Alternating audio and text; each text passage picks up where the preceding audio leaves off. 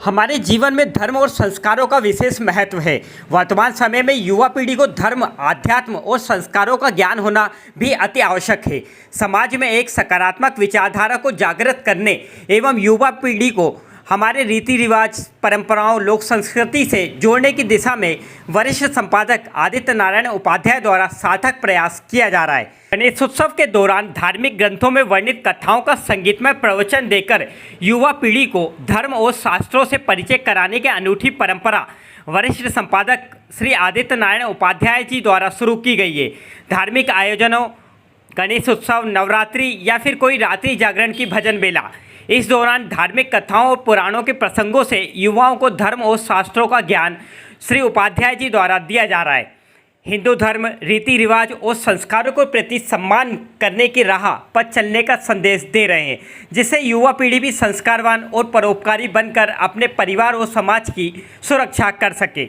श्री उपाध्याय ने बताया कि आज तेजी से समाज में सामूहिक परिवार का कल्चर घटता जा रहा है और एकल परिवार की ओर समाज अग्रसित हो रहा है, जो परिवार और रिश्ते नातों को भारी क्षति पहुंचा रहा है। हमारा प्रयास है कि हम युवाओं को संयुक्त परिवार में रहने और बड़ों का सम्मान करने की सीख और संस्कार प्रदान करते रहें। जीवन में आध्यात्म, धर्म और संस्कारों से बढ़कर कुछ भी नहीं है। इसके गणेश जी आजकल बहुत चल गए हैं, थोड़े सस्ते भी होते हैं, सुगमता से मिलते हैं और उनमें सुंदरता होती है। उसकी वजह क्या होती है कि उसका साँचा होता है। तो जब आप जो है प्लास्टर ऑफ पेरिस के गणेश जी को विसर्जित करते हैं तो वो पानी में घुलते नहीं है, वो हमेशा पड़े होते हैं। जब बारिश का, अभी तो बारिश का सीजन है, जब बारिश कम हो जाती है, नदियों में पानी कम हो जाता है, तो वो दोबारा से उभर के सामने आ जाते हैं। जिनको हमने इतने प्रेम से 11 दिन, 2.5 दिन, 1.5 दिन, कि कहीं ऐसा नहीं हो कि ये पूरी सृष्टि का विनाश कर दें, ये भय हो। पुत्र वियोग ऐसा है, हम लोगों ने पुत्र वियोग की कितनी कहानियां सुनी है। राजा दशरथ पुत्र वियोग में उन प्राण त्याग दिए थे राजा दशरथ ने। हरिश्चंद्र तारामती की कथा है। पुत्र वियोग में जो है, पुत्र वियोग जो है तारामती को कैसा था, जिसने कि उनका जो शब अपनी आधे वस्त्र फाड़ करके उनका सब लेके गई थी। वासुदेव देवकी ने पुत्र वियोग सहा, पुत्र पैदा होते ही जो है वो चला गया उनके पास से, तो जिंदगी भर उनने पुत्र वियोग सहा। अर्जुन का पुत्र अभिमन्यु, समर में जो है अभिमन्यु का वध हो गया और जिसकी वजह से जो है अर्जुन इतना कुपित हुए कि अभिमन्यु की जिस दिन संहार हुआ, अभिमन्यु का जिस दिन जो है वध कर दिया गया, तो पुत्र वियोग में जो है अर्जुन जो है इतने कुपित हुए कि उनने अगले दिन गाजर मूली की तरह जो है फौज को जो है दुश्मन की फौज को काट दिया। श्रवण कुमार की कथा सुनी, वो भी उन्होंने पुत्र वियोग में जो है कुपित होकर के श्रवण कुमार के माता पिता ने जो है वो राजा दशरथ को श्राप दिया था, जिसके कारण राजा दशरथ को वनवास हुआ था। ये सब पुत्र वियोग की कहानी है और पुत्र वियोग की कहानी ही गणेश के जन्म की कहानी है। गणेश जो आज स्वरूप में आपके सामने है, जिनका मस्तक जो है वो हस्ती का मस्तक है, हाथी का मस्तक है ना, वो क्यों है? वो पुत्र वियोग की कहानी है। पन्नाधाय की कहानी है।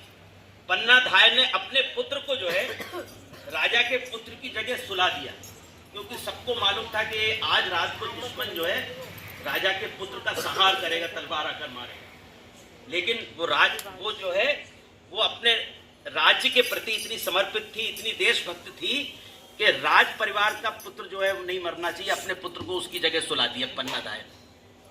वो आकर के उनके सामने उस पुत्र को तलवार से मार के चला गया। ये त्याग होता है पुत्र वियोग।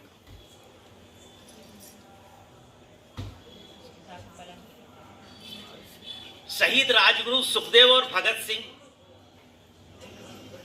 इनकी माताएं थी, इनने भी पुत्र वियोग सहा, देश के लिए समर्पित किया। हुआ ये कि जब पार्वती जी ने काली का रूप रख लिया और ऐसा लगने लगा देवताओं को, पूरा ब्रह्मांड जो है में कंपन पैदा हो गया। ऐसा लगा देवताओं को कि ये ऐसा नहीं हो कि पूरी सृष्टि का विनाश कर दें। पुत्र वियोग में सारे देवताओं ने तय किया, शिव जी को जो है वो शिव जी को निवेदन किया कि आप जो है इसका निदान कीजिए। कैसे भी हो जो है वो पार्वती जी के पुत्र को जीवित करिए। जब शिव जी ने सोचा कि अब इसको कैसे क्या किया जाए, तो शिव जी जो है वहां से निकले कैलाश से, और उन्होंने जो है हाथियों के झुंड में एक हाथी जो है दूसरी तरफ को सिर करके सो रहा था। बाकी हाथी एक तरफ को सो रहे थे, एक हाथी दूसरी तरफ को सो रहा था। शिव जी ने उस हाथी का जो है जो मस्तक जो है वो ले लिया। लेकिन इसके पीछे जो है हिंसा नहीं है। आप कह सकते हैं कि शिव जी ने जो है अपने बच्चे को जीवित करने के लिए हाथी के बच्चे का शीश काट दिया, ऐसा नहीं है। ब्रह्म वैवर्त पुराण में कथा है इसकी।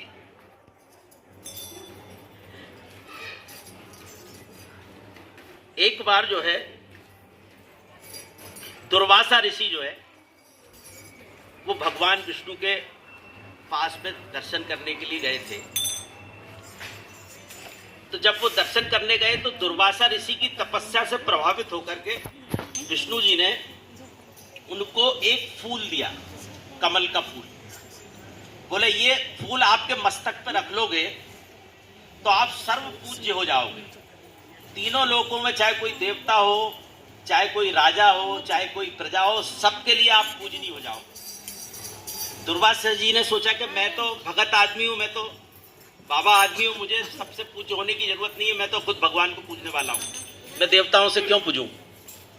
उन्होंने कहा इसको जो है किसी योग्य व्यक्ति को देना चाहिए जिसको वास्तव में लोग पूजे। दुर्वासा जी गए तो वो इंद्र उनको रास्ते में मिले। इंद्र जो है एक हाथी के ऊपर बैठ के जा रहे थे। अब ये कहानियां को कैसा कनेक्शन हुआ है देखो आप।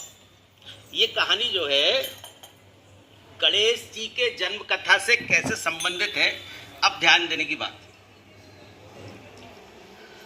उस फूल को दुर्वासा जी ने उनका इंद्र का जो है वो जा रहा था जो है प्रोसेशन, तो उसमें हाथी के ऊपर जो है इंद्र बैठे हुए थे।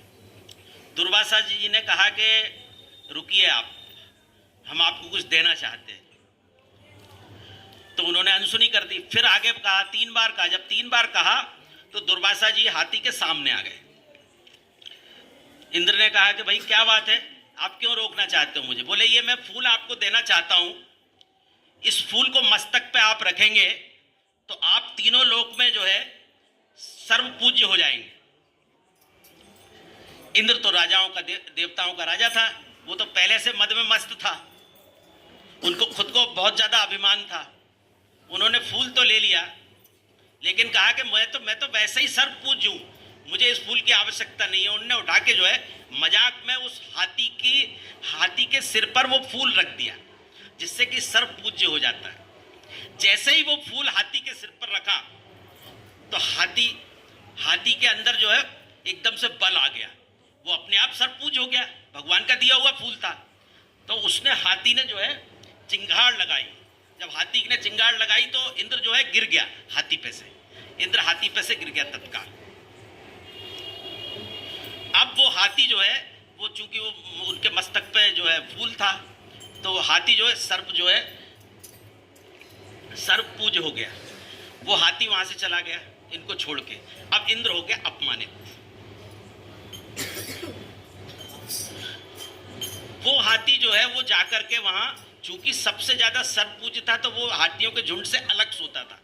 उस हाथी की गर्दन को, उस हाथी के मस्तक को शिव जी ने काटा गणेश जी को जीवित करने के लिए। लेकिन दरअसल तत्काल जो है उन्होंने जो है उसकी छाया से एक दूसरा मस्तक बनाकर उस पर रख दिया। ऐसा नहीं है कि वो हाथी मृत नहीं हुआ, उस छाया रूपी मस्तक से उस हाथी को भी जीवित रखा, और जो मस्तक था जिस पर कि वो कमल का फूल रखा हुआ था, उस मस्तक को ला करके गणेश जी जहां उनका शरीर था उसमें वो मस्तक लगा दिया। इसलिए जो गणेश जी हैं इसलिए सर्व पूज्य माने जाते हैं।